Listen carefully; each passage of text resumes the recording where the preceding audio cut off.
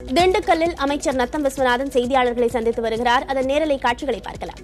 தமிழகத்திலே மிக பெரும் சாதனையை செய்து மின்வெட்டே இல்லாத மாநிலமாக தமிழகத்திலே அம்மா அவர்கள் இன்றைக்கு உருவாக்கி இருக்கிறார்கள். கடந்த திராவிட முன்னேற்ற கழக இதிலிருந்து சொல்றேன், அதிலிருந்து எடுத்துங்க. கடந்த திராவிட முன்னேற்ற கழக ஆட்சியில் மின்சாரம் வந்த நேரத்தை விட வராத நேரம் அதிகம். 10 மணி நேரத்தில் 12 மணி நேரம் மின்வெட்டு. காலத்தில் மின்வெட்டு பிரச்சனைக்கு தீர்வு. அதனுடைய விளைவு தான் இந்த கற்பனையான குற்றச்சாட்டு ஒரு பெட்டிஷனை போடுறாங்க இந்த விஜிலன்ஸுக்கு. அவங்க என்ன பண்றாங்க, அது விஜிலன்ஸ் ஏதாச்சும் ஆதாரம் இருந்தால் அப்பவே எடுத்திருப்பாங்க. ஒருவேளை ஆதாரம் இல்லைங்கிறதுனால போட்டாங்க. உடனே அடுத்தாப்புல கோர்ட்டுக்கு டைரக்ஷன். இது ஒரு சிஸ்டம் மாதிரி கொண்டு வந்திருக்காங்க. இப்போ நான் ஒரு கோர்ட்டுக்கு போய் ஒரு டைரக்ஷன் கேட்குறாங்க. நான் போய் இப்போ விசாரிக்க சொல்லுங்கிறாங்க. அது கோர்ட் என்ன செய்யும், ஒரு பெட்டிஷன் விசாரிக்கன்னு சொல்றாங்க. அது விசாரித்தா உண்மையை சொல்லிட்டு போறாங்க. எங்களுக்கு என்ன வழியில கனமா இருக்கு, வழியில ஒன்றும் பயம் இல்லை. அதனால உடனே என்ன பண்றாங்க, இந்த செய்தியை வச்சுக்கிட்டு தினமும் ஒரு பத்திரிகை தலைப்பு செய்யறான். எங்கேயே 525 கோடி ஊழல். அவனை யார் என்ன ஒரு கற்பனை, என்ன பொது வாழ்க்கையில் இருக்கவங்க எந்த இப்படி அபாண்டமான குற்றச்சாட்டுகளை சொல்லி அது தேர்தல் காரணம் என்னன்னா அவங்களுக்கு தோல்வி பயம். திமுகவிற்கும் மற்ற எதிர்கட்சிகளுக்கும் இப்ப காலத்தில் பார்க்க அம்மா ஆதரவாளர் வீச ஆரம்பிச்சிருச்சு. இந்த எதிர்கட்சி எல்லாம் இருக்கிற இடம் தெரியாம காணாம போய்கிட்டே இருக்கு. இந்த அம்மா எங்க மின்சார பிரச்சனை எங்க பார்த்தாலும் நம்ம சகோதரர்கள்லாம் நம்ம வேட்பாளர்லாம் அங்கே தமிழ்நாடு முழுவதும் அம்மாவுடைய பல்வேறு சாதனைகள் இந்த சாதனையும் ஒவ்வொருத்தரும் ஹைலைட் பண்ணி சொல்றாங்க. தமிழ்நாட்டில் அம்மா சொன்னபடிக்கு மின்வெட்டு இல்லாமல் ஆக்கிட்டாங்கன்னு சொல்றாங்க. இதை பொறுக்க மாட்டாம இந்த பிரச்சனையிலிருந்து டைவெர்ட் பண்றதுக்கு அதான் தேவையில்லாம கற்பனையான ஒரு குற்றச்சாட்டு 500 ஊழல் நடந்து போச்சு, பெரும் முறைகேடு நடந்து போச்சுன்னு சொல்லி ஒரு பெட்டிஷன் வேணுமுன்னே சும்மா ஒரு இமேஜினேஷன் பெட்டிஷனை கொடுத்து அதுக்கு கோர்ட்ல அதை விசாரிச்சு சொல்லுங்களே அப்படின்னு விசாரிச்சு சொன்னா அது விசாரிச்சு சொன்னா உடனே என்ன குற்றம் நிரூபித்து விட்டது போலவும் ஏதோ இந்த பணம் இங்கே 25,000 கோடி இதெல்லாம் ஒரு பத்திரிகை தர்மமே இல்லை.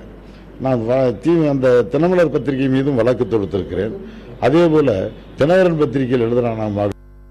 அங்கே சும்மா அங்கே போயிட்டு வந்தாரு, அங்கே போய் இல்லாத பொல்லாதையும் அங்கே போய் வெளிநாட்டில் அப்படி பண்ணார் இப்படி பண்ணாருலாம் ஓட்டு விடுறான். இன்னும் வெளிநாடே போனதில்லை, எந்த நாட்டுக்குமே போனதில்லை. இந்தியாவை விட்டு எந்த நாட்டுக்கும் எப்பவும் போனதில்லை. அதையெல்லாம் கோர்ட்ல பாஸ்போர்ட்லாம் தாக்கல் பண்ணி கேஸ் போட்ட உடனே இப்ப இந்த தினகரன் குரூப் இந்த பத்திரிகை தடை, இந்த செய்திக்கு தடை விதிச்சிருக்கிறாங்க. என்னை பற்றி தவறான செய்தி எழுதக்கூடாதுன்னு சொல்றேன். சரி, அதுபோல இந்த 7 ரூபா 1 பைசா என்பது கூடுதல் விலை லைவ் ஆப்புதா என்று சொல்ல மக்கள் அது தவறான லைவ்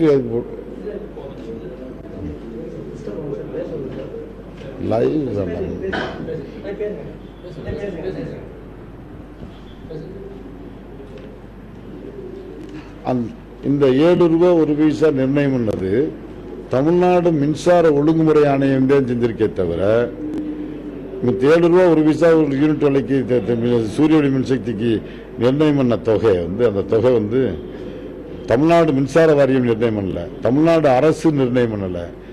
தமிழ்நாடு இன்னைக்கு மின்சார ஒழுங்குமுறை ஆணையம் தான் பண்ணா 2003 மத்திய அரசு சட்டப்படி சுய அதிகாரம் படைத்த அமைப்பு அந்த தமிழ்நாடு மின்சார ஒழுங்குமுறை ஆணையம்.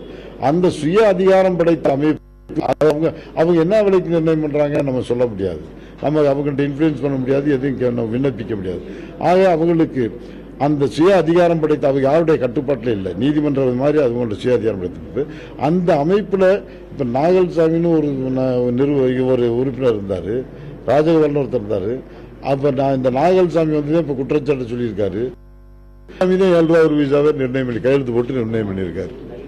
என்ன இதே தினமலர் பத்திரிகை இந்த 7 ரூபா 1 பைசா 21/7/2015 அன்று ஒரு பக்கத்தில் ஒரு ஆர்டிக்கல் ஒரு கட்டுரை வெளியிட்டு அந்த கட்டுரை 7 ரூபா 1 பைசா நியாயப்படுத்தி இது சரியான விலை, தமிழ்நாடு மின்சார ஒழுங்குமுறை ஆணையம் நிர்ணயித்திருக்க விலை சரியானதுதான் அப்படி டிஃபெண்ட் பண்ணி பல்வேறு காரணங்களை சொல்லி ஒரு கட்டிட்டாங்க. அதே தினமர பத்திரிகை இன்னைக்கு இதுல முறையீடுன்னு எழுதுறாங்க. அடுத்த கட்டமா இந்த நிலம் வாங்குறதுக்கு அந்த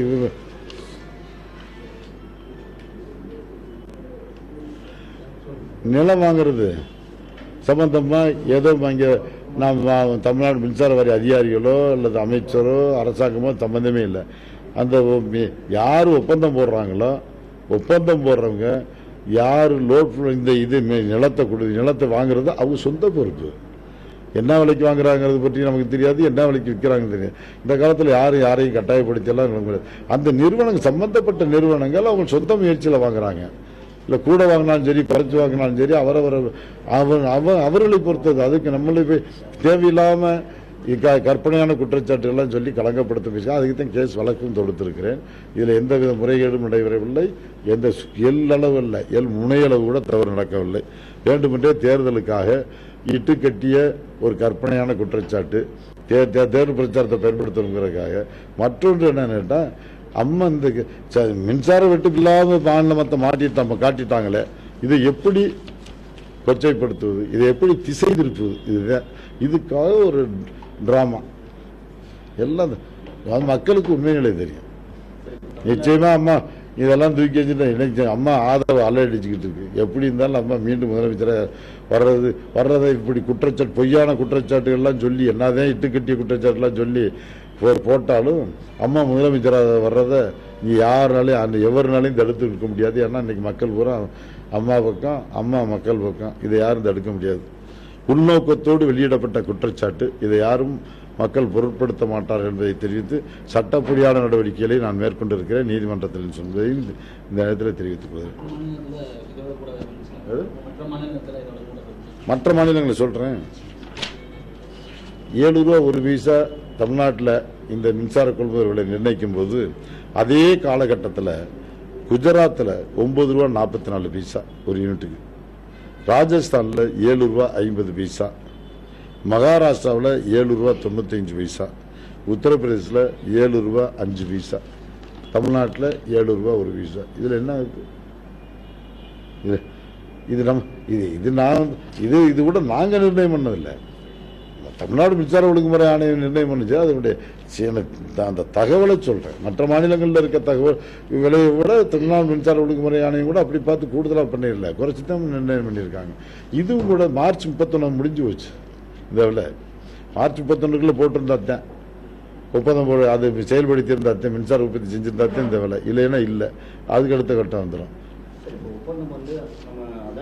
1484 மெகாவாட் அளவிற்கு ஒப்பந்தம் போட்டது 957 மெகாவாட் தான் உற்பத்தி பண்ணியிருக்காங்க. இந்த 31 மார்ச்சுக்குள்ள 3க்குள்ள முடிச்சிருக்கிறாங்க, தொடங்கி இருக்கிறாங்க. மீதி அத்தனைக்கும் இந்த 7 ரூபா ஒரு பைசா வராது. மீண்டும் மீதி உள்ள 540 மீதி உள்ள அந்த 547 மெகாவாட் இருக்குது. மீதி உள்ளது 1484 957 மெகாவாட் போக மீதி உள்ளது 437 மெகாவாட்டுக்கு இந்த தமிழ்நாடு மின்சார வாரியம் தான் ஒழுங்குமுறை ஆணையம் தான் அந்த அதுக்கு ரேட்டு ஃபிக்ஸ் பண்ணோம். இன்னைக்கு இருக்க மார்க்கெட்டுக்கு ஃபிக்ஸ் பண்ணியிருக்காங்க. அது 5 ரூபா 10 பைசா அவர் நிர்ணயம் பண்ணியிருக்காங்க. இது அப்படியே அந்தந்த மார்க்கெட்டுக்கு தந்தா அது முழுவதும் ஒப்பந்தம் அது செயல்பாட்டுக்கு வரல. தோல்வி அடைகிறது உறுதி. திமுக தோல்வி அடைகிறது உறுதி. அது ஏற்கனவே மக்களால் நிராகரிக்கப்பட்டது. அந்த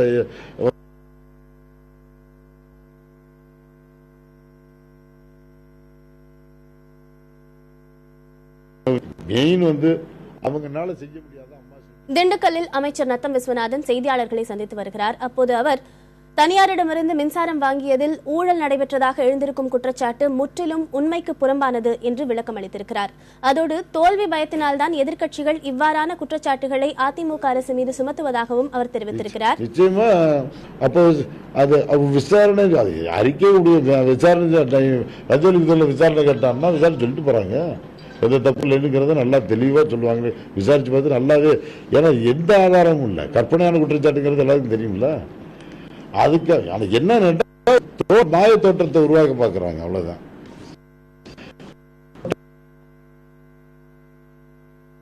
இந்த இதனால எல்லாம் அம்மாவுடைய சாதனையை யாரும் இவருக்கு மூடி மறைக்க முடியாது.